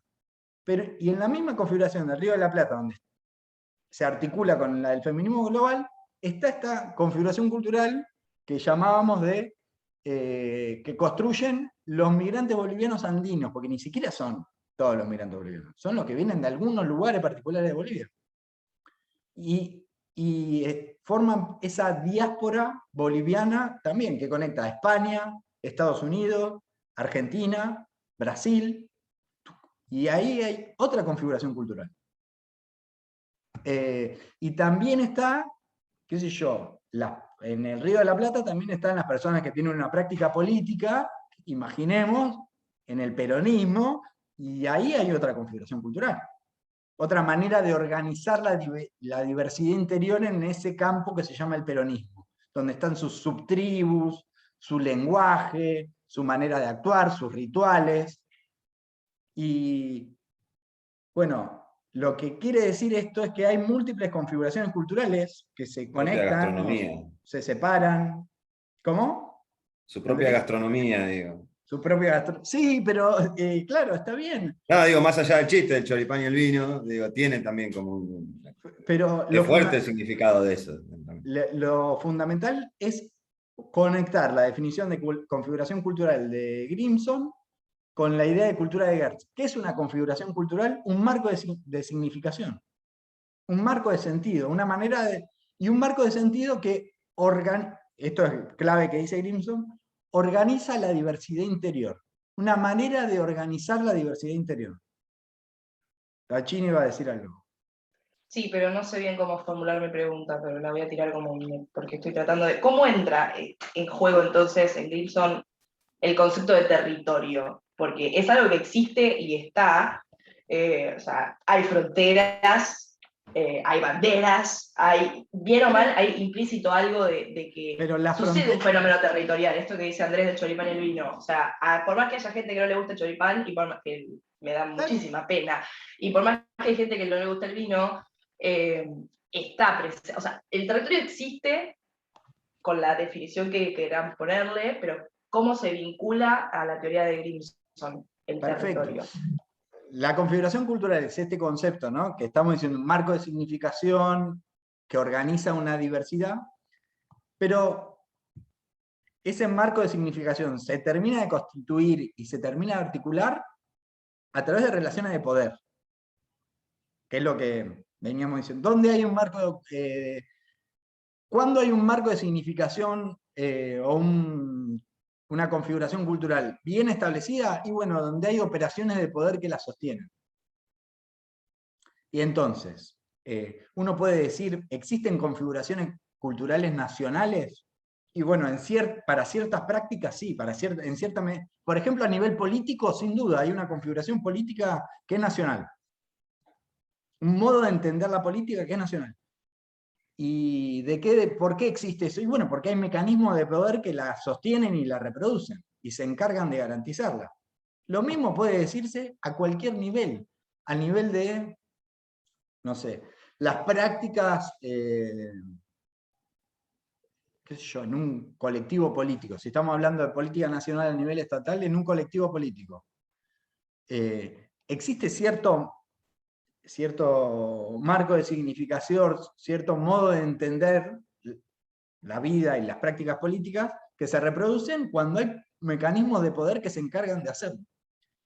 Y si quieren lo pueden llevar a la idea de la cultura más micro o más tradicional, la cultura de un pueblo originario, que es una configuración cultural para Grimson, ¿no? En donde hay originarios evangelistas, originarios, ¿no?, atravesados por originarios feministas, originarios en disputa entre sí por definir, bueno, ¿qué es lo mapuche? Lo mapuche es lo que dicen los jóvenes que escuchan heavy metal, o lo mapuche es lo que predica un pastor evangelista, o lo mapuche es lo que dice, no sé, alguien que participa del movimiento indigenista latinoamericano. Está en disputa, ¿no? La configuración cultural es el marco en donde se hace disputa. Pero la configuración cultural mapuche, ¿cómo se sostiene? Y bueno, porque hay mecanismos de poder que la reproducen. Y que le dicen, no, eso no es mapuche. Que le marcan el límite a alguien que quiere introducir algo nuevo, y hay una autoridad que dice, no, eso de ninguna manera, porque es por tal y tal cosa, o activa un mecanismo disciplinante sobre esa práctica. O sea, ¿cómo se sostiene una configuración cultural? Se sostiene con mecanismos de poder que ponen límites, así se sostiene. Se sostiene a través del convencimiento que todos desarrollamos de las configuraciones culturales en las que participamos, y se sostiene a través de mecanismos disciplinarios represivos, digamos, que establecen cómo es el modo correcto de comportarse, de actuar, de hablar, de pensar, y al mismo tiempo las distintas configuraciones de ese marco común definen posiciones jerárquicas al interior de cada configuración cultural. Hay jerarquía, las configuraciones culturales no son homogéneas. Hay diversidad, las mujeres, los jóvenes, los viejos, los hombres, las trans, los wichí, los evangelistas, hay diversidad, pero hay jerarquía también. Esa diversidad se organiza jerárquicamente. Y Grimson insiste mucho en esto, y esas jerarquías están en tensión, no son dadas de una vez y para siempre. Hay lucha. Una configuración cultural es un lugar en donde hay lucha. El marco de significación lo que define es un modo de la lucha. Cómo esa lucha se desarrolla, no que no hay lucha. El consenso, para retomar la idea de hegemonía, que supongo que, imagino que algo han charlado en otras clases, algo de eso más adelante vamos a charlar. Pero Gramsci, vieron, corazón. ¿cómo? Gramsci, ¿no? Sí, Gramsci. esta idea de que la hegemonía se constituye cuando hay cierto marco de consenso. Pero en esta perspectiva de Grimson, el consenso no significa ausencia de lucha, sino el consenso es sobre cómo esa lucha tiene que llevarse adelante. Eso es lo que... El consenso es sobre el lenguaje de la lucha, o sobre qué temas hay que se lucha. Hay algunos temas sobre los que se lucha, otros temas sobre los que no, de eso no se habla. Ese es el consenso. No es que todos están de acuerdo. Están de acuerdo en cierto parámetro que organiza la disputa social. Eso es una configuración cultural. Y me quedé con una cosa que decía Joaco, muy importante. Cultura e identidad no son lo mismo. Son dos cosas distintas. Y en Grimson, en el capítulo que tienen, está el pasar, pero es muy importante para nosotros esa distinción. Cultura es el marco de significación. Es la manera en la que la gente le da sentido a la vida. Identidad es cómo se asume la gente y cómo es reconocida por otros. ¿Hay una relación entre cultura e identidad? Y sí, porque nuestras identidades se han construido en relación, tomando elementos de los marcos de significación. Pero en un mismo marco de significación existen diferentes identidades, tranquilamente. Y piensen en algunos casos paradigmáticos, así como los ejemplos, Israel y Palestina. La verdad que el marco de significación es bien parecido, pero las identidades son radicalmente diferentes.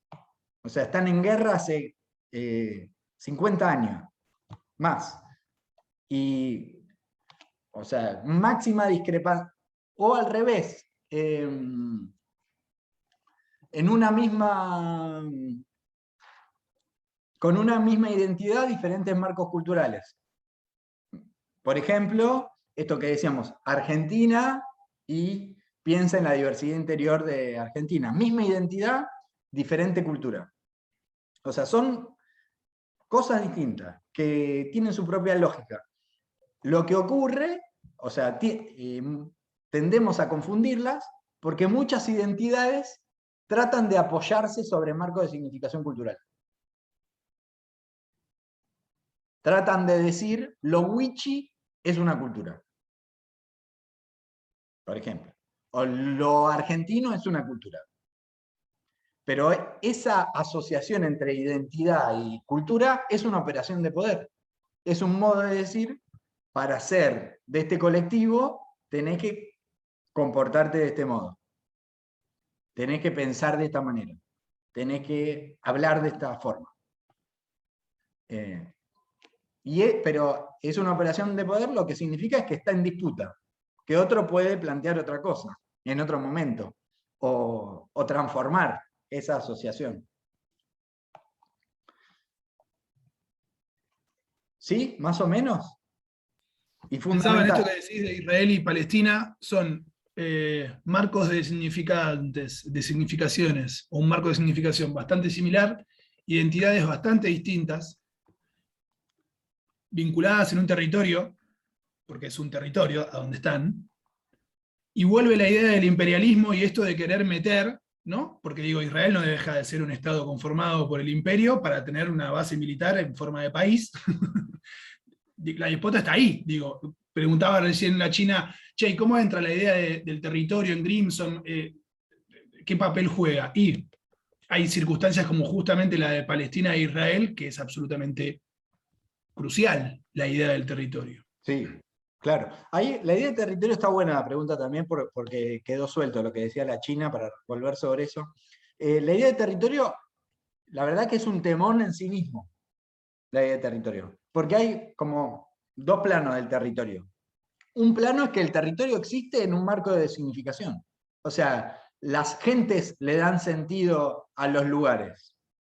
Y hay lugares que de repente son constitutivísimos de los marcos de significación o de los posicionamientos identitarios de ciertos grupos. O sea, como, este grupo es este lugar, de acá no nos podemos ir. ¿Vieron? No sé si vieron, hay algunos casos de suicidios masivos en Brasil por desalojos territoriales. O sea, ¿es acá o en ningún lado? Y la idea de... Pero eso es una, digamos, articulación de una manera de entender la vida, es una manera de entender la vida en la cual ese lugar es todo. Pero está en el modo de entender la vida. Ahora, anda a convencerlos de que puede ser de otro modo. Bueno, no. Hacen de eso... Sí, es que ahí entra en juego también lo identitario, ¿no? Como que asimilar el territorio como identidad, que es totalmente válido, y si hay gente que lo considera crucial. Claro, claro, por supuesto, o sea, tiene sentido en ese marco de significación, es así. Es como la tierra sagrada es lo que le pasa a los mapuches, claro. Es tierra sagrada, o sea. O los mapuches, o los israelíes, los palestinos, es tierra sagrada. Es un lugar, pero de vuelta, eso es un plano, ¿no? O sea, es el territorio es una definición del marco de significación. El marco de significación construye el territorio. Dice, este lugar lo sagrado es acá, porque acá nació Dios, nació el Salvador, o porque acá hay ciertos espíritus que están acá, que viven acá. Es esta montaña, digamos. Esta montaña, nuestro sentido de la existencia es estar cerca de esta montaña. No se puede cavar esta montaña porque... Bueno, eso es una manera de entender el territorio. Hay, o sea, un modo en el que el territorio participa. Hay otro modo en el que el territorio participa que es tomándose un poco más en serio lo que dicen estos pueblos, y es intentar pensar cómo la materialidad del territorio construye de alguna manera, condiciona y construye de alguna manera las prácticas o los marcos de significación que se dan ahí. Es más difícil de hacer eso. Pero es pensar, bueno, para hacer eso hay que escuchar muy atentamente qué es lo que dicen, quienes dicen que la montaña es sagrada, ¿no? Bueno, para intentar ver... Entraron al chat los etnógrafos. ¿Cómo? Que entraron al chat, digo, todos los que hacen etnografía. Claro, es eso, es intentar pensar, bueno, ¿dónde, cómo hace esta montaña para producir este pueblo? Pero eso es algo que desde acá no lo podemos hacer, digamos, ¿no? Podemos entender, es más fácil de entender para nosotros esto otro que decíamos, bueno, en ese marco de significación, esa montaña tiene un lugar, no es una montaña. Eso a lo que nosotros llamamos montaña no es una montaña, es un ser vivo. O tiene algún tipo de entidad, ¿no? Que nosotros no podemos reconocer. Difícil también convencer desde el otro lado, digamos, o tratar de hacerse la idea de decirle, no sé, a un mapuche o a quien sea, que bueno, los espíritus que viven en esa montaña, si le construimos un hotel 5 estrellas, va a tener otros lujos, otras comodidades, digo, sería meterse también en ese tema de las culturas. Mira, decís esto y me haces acordar de una cosa que para mí también es fascinante, de las luchas mapuche en el sur argentino. Porque los mapuches tienen esta posibilidad, ¿no?, de disputar el reconocimiento de sus tierras. O sea, pedirle al Estado argentino que por las propias leyes del Estado argentino tienen que reconocerle sus tierras porque son un pueblo anterior a la conformación del Estado, esto que decíamos, ¿no? Entonces mi tierra me la tenés que reconocer porque esta es tierra mapuche previa a la conformación del Estado. Tienen un problema desde siempre, y es que tienen que demostrar que esa tierra es de ellos. Y siempre aparece el otro que quiere esa tierra, un productor agrícola, una empresa minera que viene con papeles y dice, mira, yo esta tierra la compré. Acá la compré a tal, tal y tal, y en general los mapuches no tienen esos papeles. Por la propia historia de la conformación de los territorios mapuches, o sea, en general no tienen. Entonces, en la historia de las luchas por la tierra en el sur de los mapuches, es interesantísimo como en un principio las primeras luchas se daban en torno a comunidades que tenían el papel y el Estado no se las reconocía. Entonces luchaban por eso. Después sumaron el planteo de que ellos no tienen algunas comunidades no tienen los papeles porque el propio Estado no les emitió la certificación, intentando demostrar que están ahí hace mucho tiempo y que fue el Estado que a través de diferentes mecanismos administrativos lo fue excluyendo. Eso, hasta ahí, las luchas tradicionales de los pueblos, ¿no? Ahora, hace algunos años, por ejemplo, la comunidad donde mataron a Rafael Nahuel, hace algunos años, está viendo otra clase de reclamos mucho más imposibles para nuestro marco epistemológico occidental, para lo que entiende el Estado que se puede hacer. Imposible, que es la comunidad de Rafael Nahuel, por ejemplo, dice, esta tierra es nuestra, no porque nuestros ancestros hayan vivido acá, no porque tengamos papeles, o no tengamos, pero porque no. Esta tierra es nuestra porque acá viven espíritus, o entidades, no le quiero decir espíritus porque probablemente esté falseando la idea, ¿no? Pero viven entidades sobrenaturales que nos dicen que tenemos que vivir acá. Es decir, usan un argumento de su propia cosmovisión para plantear esta relación con el territorio. Y ahí el Estado no tiene ninguna herramienta para darle lugar a ese planteo. Es decir, son marcos de significación opuestos y que por ahora no encuentran modo de traducirse entre sí. No hay un espacio de diálogo posible, por ahora. Se llama Estado plurinacional y queda arriba nuestro. Bueno, claro, pero es nuestro Estado Nacional no tiene ahí cómo hacer la traducción entre un planteo y otro. Hoy lo que hace es te manda la prefectura y te saca los tiros, o te aguanta, eso es lo que hacía el macrismo, o te aguanta ahí, ve cómo te trata de convencer para que vayas a otro lado, que es lo que hace el Estado actual.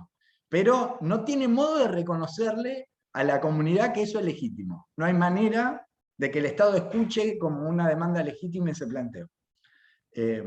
Bueno, de hecho, perdón, lo comparo con otra cosa que no tiene que ver con esto, pero en Estados Unidos, hace muchos años, hubo un juicio, o sea, se llevó al Estado un asesinato supuestamente por posesión demoníaca. Que de hecho, bueno, hay una película, bueno, la saga del Conjuro, supuestamente basada en dos personas que existieron realmente, que son Ed y Lorraine Warren, la 3, habla específicamente de ese caso, o sea, fue la primera vez que se intentó judicializar algo que no tenía otra explicación más que religiosa. Buenísimo, no la vi, el Conjuro 3 la tengo que ver. Si viste la 1 y la 2, es un poco diferente, pero está buena. Yo la vi 2 veces porque la primera no me gustó. Buenísimo. Pero la segunda me recibió porque es de eso. O sea, se lleva a la corte un asesinato que todo indicaba que el chabón estaba poseído. Esto es buenísimo, y para hablar de esto que estábamos diciendo, de un marco de significación, como un marco de significación define qué es lo que es político, qué es lo que puede ser político, qué puede ser o judiciable. Esto. Los mapuches no pueden plantear en estos términos una demanda territorial hoy, porque el marco de significación hegemónico no se los permite.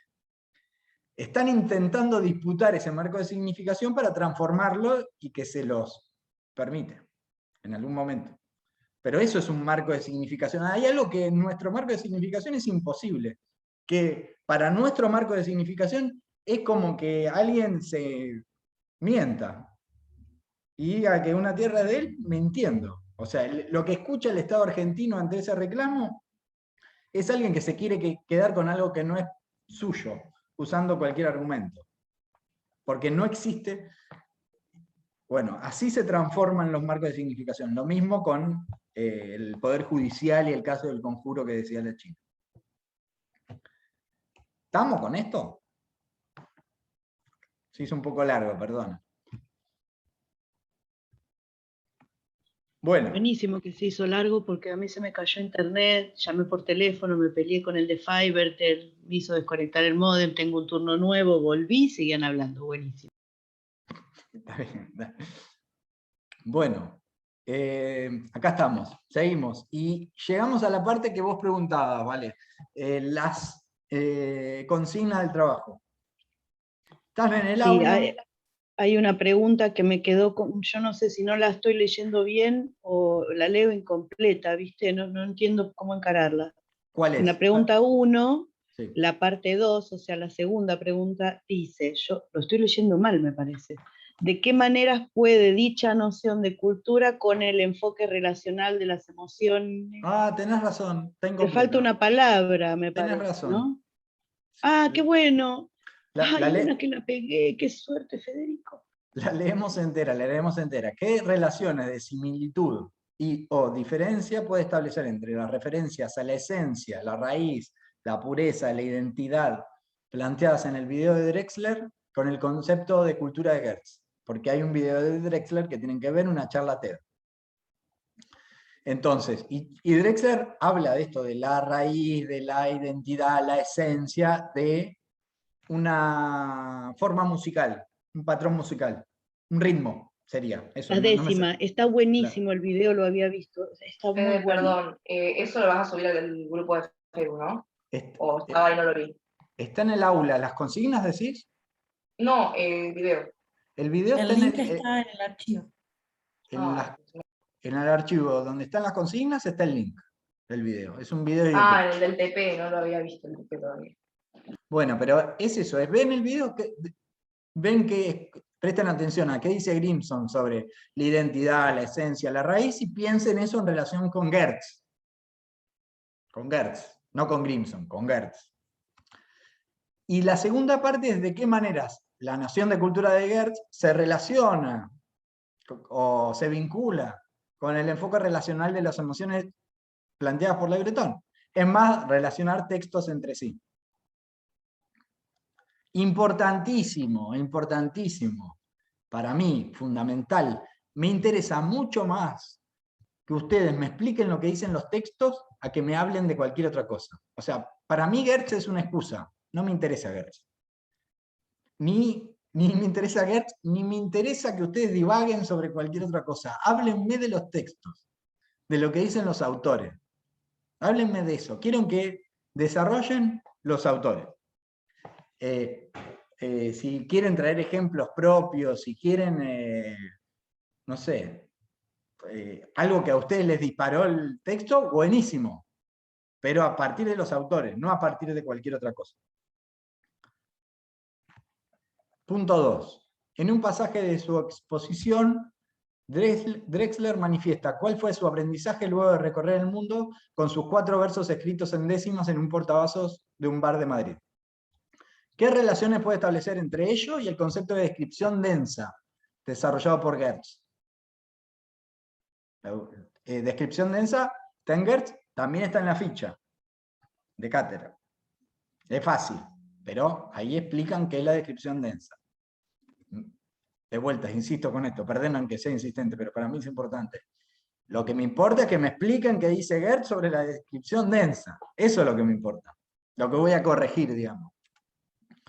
Última, ¿qué similitudes y diferencias se encuentran entre el planteo de Grimson y lo que Drexler expone en su charla? Tengo en cuenta los principios de poder, heterogeneidad y circulación desarrollado por Grimson. Ah, no dijimos heterogeneidad y circulación. Poder, sí charlamos. Heterogeneidad es esto que yo decía, una misma configuración cultural tiene diversidad de posiciones. Es heterogénea. No son todos iguales en una misma configuración cultural. Están los wichis, los evangelistas, los peronistas, las mujeres, las trans, y después tenés, encima de eso, tenés el wichi peronista evangelista trans. O sea que, ¿no? Todo eso articulado. Bueno, cada configuración cultural es heterogénea. Y circulación es esto que charlábamos de que los discursos, las prácticas culturales, los marcos de significación no están estancos en un lado, sino, decíamos, a través de las migraciones, a través de las tecnologías de la comunicación, entran en contacto, circulan, por eso el feminismo de acá está en contacto con el feminismo norteamericano y se inspira en él se deja influir por él, pero no por eso es igual. Circulación es esa idea.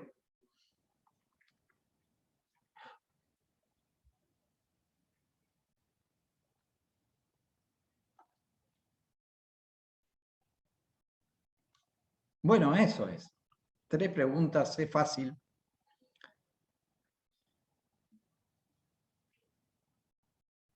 ¿Algo más? Nada más, ¿cuánto es? Gracias, volvemos la semana que viene. Es gratis. Es de cortesía de la casa. No lo puedo creer, por fin No. algo que nos regalan. Un dato que estaba buscando, que lo tenía más o menos flotando, ahí lo encontré. Las remesas que llegan de cubanos hacia Cuba son el 25% del PBI del país. Estaba pensando en eso hoy cuando hablabas de circulación y de circunstancias, no me acordaba el número. Sí. Y piensen, pensando en esto, ¿no? Piensen el lugar que empiezan a ocupar políticamente en esas sociedades las personas que están en otro lugar. En Cuba, pero también en El Salvador es muy importante, en México es muy importante, en algunos pueblos.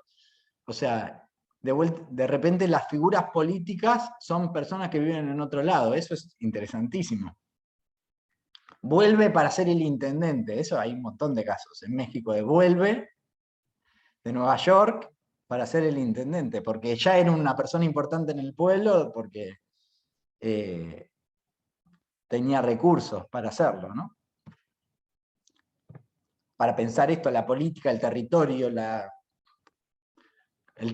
se reconfigura en esas lógicas, ¿entendés? Que es la comunidad local en esos pueblos es algo que sucede en un barrio, pero también sucede en otro barrio que está en el barrio latino de Nueva York, el barrio mexicano, el barrio mixteca en California, en la Baja California. Hay, digamos. Sí, la cantidad de líderes revolucionarios que no estaban habitando en su propio país y sin embargo lo seguían siendo también. Está bueno, claro, es cierto. No hay que irse, no es necesario ser tan contemporáneo, digamos. Hay ejemplos históricos.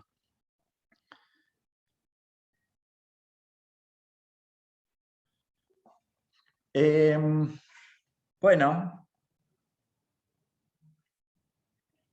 Bueno, ¿cuándo es la próxima sincrónica entonces? La semana que viene, no, la otra. Y es la de repaso de la unidad 2. No es en 2 semanas. Es la semana que viene empezamos con la unidad 2. Bien. Y son 3 semanas de la unidad 2 y después la sincrónica. No les quiero decir porque ya... ¿Cuándo hay que entregar el TP? La semana que viene. O sea, ¿hasta qué día se puede El entregar? día de la primavera. Vamos a estar todos brotados. Hasta el martes, sí.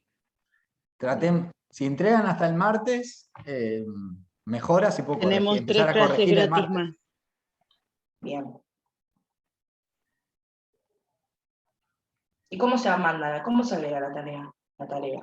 Me la mandan por mail. Eso está bien. Voy a hacer un posteo en el grupo de Facebook recordando todo esto para que esté más fácil. Prefiero que me la manden por mail.